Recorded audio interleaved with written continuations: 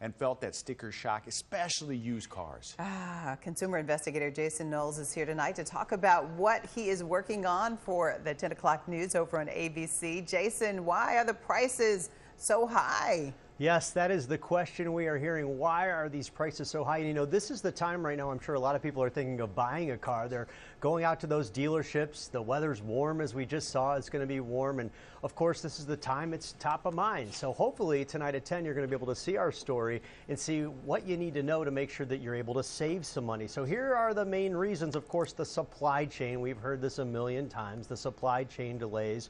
Microchips are in demand right now. We know those are backed up, those are delayed, and COVID-19 shutdowns at plants. So that's why it is happening. And you know, we're hearing some really interesting stories from people. We're talking to one consumer who's telling us that he was told in a couple of different places that he was going to be charged $17,000 over the sticker price. We got another email from a consumer saying that he was going to be charged $7,000 over the sticker price. And so, you know, bottom line is this: people are willing to pay that money, and we're talking about new cars mainly here, but they are willing to pay the money.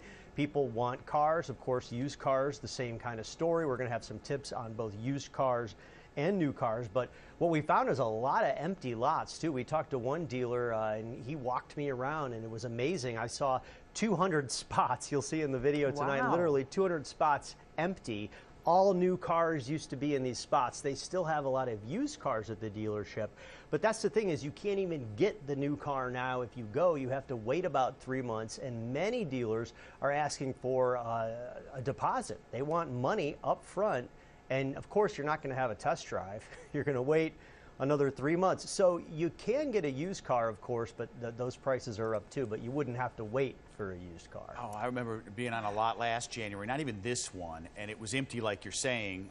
Was going to lease a vehicle, and there was nothing on it. And the GM was optimistic that he'd have something by this time this year. Not happening. Wow. Used cars, though, that's a whole nother beast. Occasionally, I'll go on those sites that'll offer you something for your car, and I'm in the black. I would make money selling my car, Jason. Yeah. How do people avoid? Then you wouldn't have a car to drive. That's true. That's the thing. I mean, that's right. You can really make a lot of money. But that's such a great point, and that's it. That's why we're in this conundrum. Because what are you going to buy? You're going to wind up paying more, like you said. Right. How do they how do consumers just avoid overpaying? Is that even possible right now? Well, yes, there is some hope for consumers, and we're going to talk about that tonight at 10. But I will tell you one thing I learned, which is very interesting, and I will admit I don't know a lot about this. You know, I shouldn't even say this, but I'm going to tell you anyway. I haven't had a car in 18 years since I moved here. It's great. You can believe it. Well, public transportation. I am car free. I'm very green. You know, I use Lyft. I use Uber. Oh, wow. Oh, yeah. And you walk a lot too. I do, and I walk a lot. I walked here today. It was a beautiful day. But yeah, you know, what you really have to do is just call and do your homework and do your research and flat out ask. There's something called the manufacturer suggested retail price. Call these dealers and ask, are you charging over the MSRP? You're going to be surprised to find out that there are some out there that are not charging over the MSRP. Of course, even before all of these problems, sometimes you'd pay like $1,000 more or $2,000 more than the manufacturer suggested retail price. But you know, now we're hearing these stories of $10,000 more, $20,000 more. But if you do your homework and call around, you may be able to find these dealerships that are not charging that. Tip number 2, I'm going to tell you right now. We want to save some for the story later. But tip number 2, because you talked about this, use your used car. Use that car you have now. Use that trade-in as value.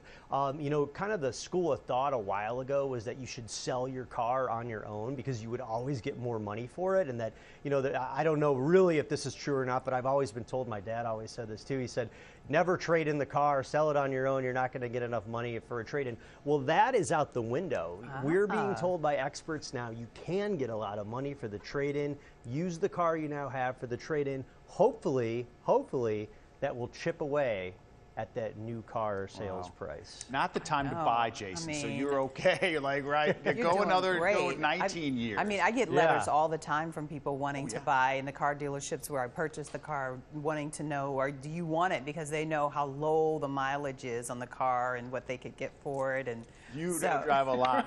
She had a used vehicle that was like a gem. It was shining in the darkness. That, I mean, but you take good care of it. And this was before all this happened. And you know, like, you can can now make money. Jason, it's funny you say that, and thank you. I guess we're saying bye to him, right? You're a lot smarter than you give yourself credit, right? Yeah, he doesn't have a car and he walks. He's in great shape. I'm learning a lot. Mentally. One day I will have to buy one. Yeah, I just had this conversation on the MSRP. I literally texted the guy at the dealership and said, sell me a car at MSRP, and if I have to wait, text me, because you can order them. You just have to be patient, because they're car dealers. They want to make a buck, but they also want to get rid of these cars. Can you car enthusiasts explain what those 3 letters mean? Just MSRP. Yeah. That's the one thing you have to remember from this segment. Right. MSRP.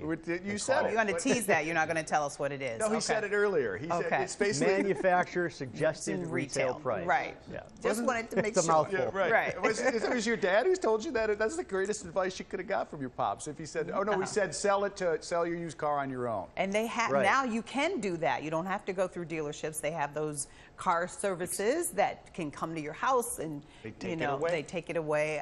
There are a lot of you, Jason. I think the most important thing he said is do your research and homework, because that way you can do a lot of price comparison. You can get the Kelley Blue Book.